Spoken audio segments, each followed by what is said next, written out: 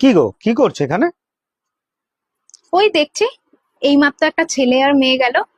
ছেলেটা মেয়েটাকে বলছে, বাবু চলো।